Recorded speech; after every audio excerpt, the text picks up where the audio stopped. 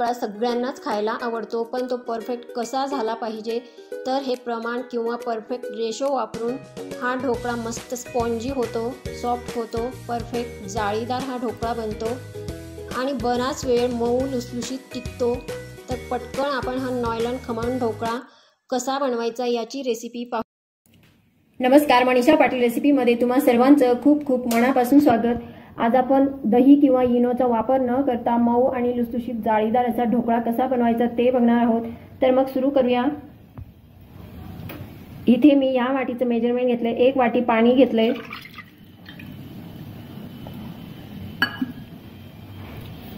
त्यात 1 मोठा चमचा साखर घालूया,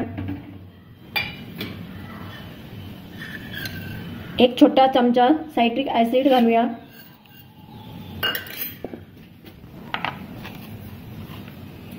चवीनुसार मीठ। आपल्याला हे सर्व आता 3 ते 4 मिनिटांपर्यंत वितळून घ्यायचं आहे। इथे आपलं साखर, मीठ आणि सायट्रिक ऍसिड सर्व वितळून झालेलं आहे। तुमच्याकडे सायट्रिक ऍसिड अवेलेबल नसेल तर तुम्ही अर्धा चमचा लिंबाचा रस घातला तरी चालेल। आता आपण एका चाळणीत बेसन पीठ घेऊया। ज्या वाटीने आपण पाणी घेतलेलं होतं त्याच वाटीने 1.5 वाटी आपल्याला बेसन घ्यायचं आहे। ही 1 वाटी झाली आहे। ही अर्धी वाटी घेतली, त्यात वरून घालूया चिमूटभर हळद। हळद जास्त घ्यायची नाही, नाहीतर ढोकळा लाल पडतो। आता आपल्याला हे डाळीचं पीठ चाळणीने चाळून घ्यायचं आहे। ही स्टेप अत्यंत महत्त्वाची आहे। अशा पद्धतीने आपण हे पीठ चाळून घेऊया।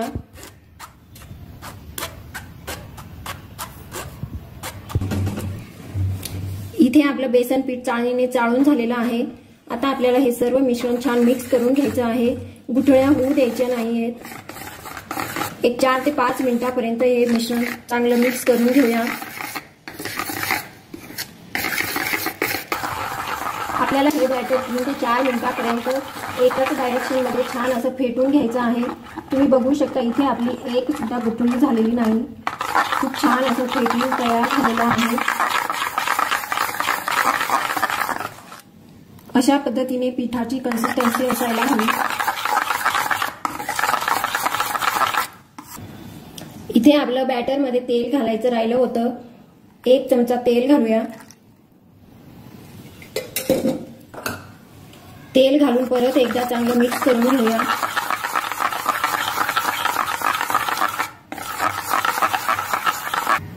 आता आपण हे बॅटर 10 ते 15 मिनिटं झाकण ठेवून मुरवण्यासाठी बाजूला ठेवून देऊया। इथे आपलं पिठाचं बॅटर मुरून 10 ते 15 मिनिटं झालेले आहेत। तुम्ही बघू शकता छोटे छोटे छान असे बबल्स आलेले आहेत। आता आपल्याला ढोकळा बनवण्यासाठी आधी जी पूर्वतयारी करायची आहे ती बघून घेऊया। इथे आपल्याला कुकरमध्ये ढोकळा लावायचा आहे। तर इथे मी 2 इंचापर्यंत पाणी गरम करायला ठेवलंय, त्यात स्टँड ठेवलाय। ही प्रोसिजर आपल्याला ढोकळा भांड्यात ओतायच्या आधीच करायची आहे। इथे आपल्याला ज्या भांड्यात ढोकळ्याचं बॅटर ओतायचं आहे त्याला आपण तेलाने ग्रीस करून घेऊया।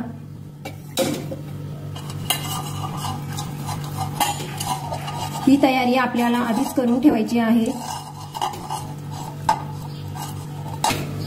आता आपल्याला या बॅटर मध्ये 1 चमचा खायचा सोडा घालायचा आहे।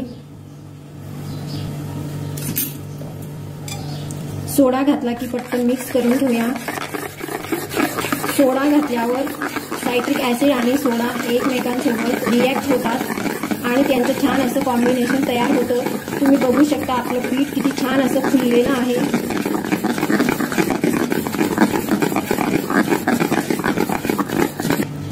आता आपण हे बॅटर पटकन या डब्यात ओतून घेऊया।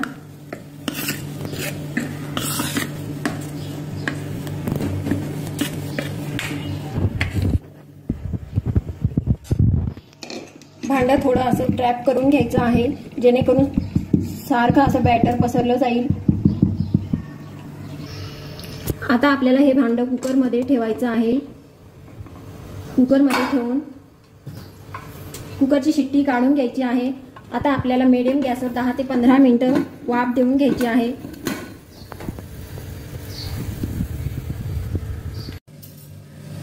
आपला ढोकळा वाफून होतोय तोपर्यंत आपण एका वाटीत पाणी घेऊन 1 चमचा साखर घालून हे मिश्रण वितळून घेऊया।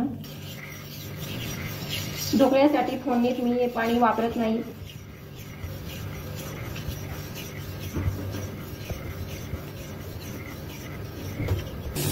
इथे आपल्याला ढोकळ्यासाठी वरून घालायला लागणारं पाणी 1 चमचा साखर घालून तयार झालेलं आहे। हे पाणी घातल्यावर खूप वेळ ढोकळा असा मऊ आणि खूप लुसलुशीत राहतो। ढोकळा खाल्ल्यावर असा घशात अडकल्यासारखा वाटत नाही। हे पाणी आपलं तयार झालेलं आहे। आता आपण फोडणी तयार करून घेऊया। इथे आपण ढोकळ्यासाठी लागणारी फोडणी तयार करून घेतोय। 1 चमचा तेल गरम झालं की 1 मोठा चमचा मोहरी घालूया। मोहरी छान तडतडली की गॅस बंद करूया आणि 3 ते 4 हिरव्या मिरच्या घालूया। तुम्हाला आवडत असेल तर कढीपत्ताही घालू शकता।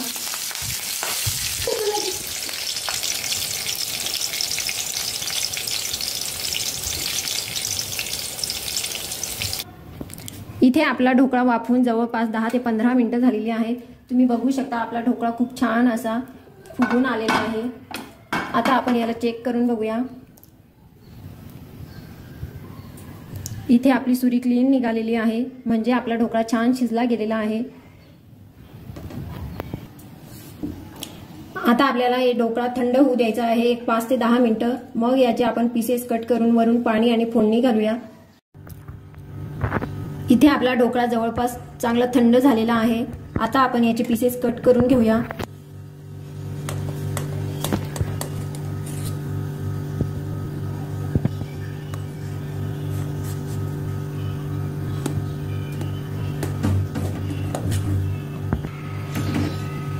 इथे मी ढोकळ्याचे पीसेस करून घेतलेले आहेत।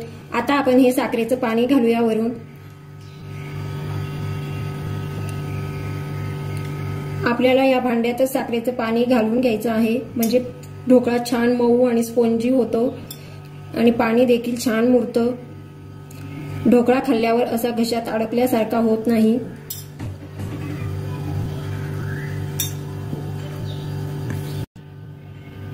आता आपण ढोकळ्यासाठी केलेला तडका घालूया।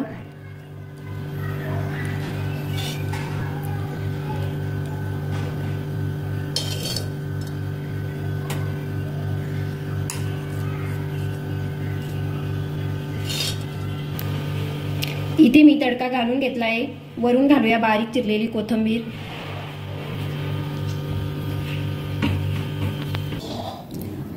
इथे आपला ढोकळा तयार करून झालेला आहे।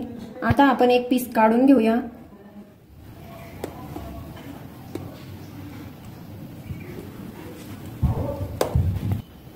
तुम्ही बघू शकता आपला ढोकळा खूप छान असा स्पॉन्जी आणि मऊ लुसलुशीत झालेला आहे। आता आपण हे सर्व पीसेस काढून घेऊया।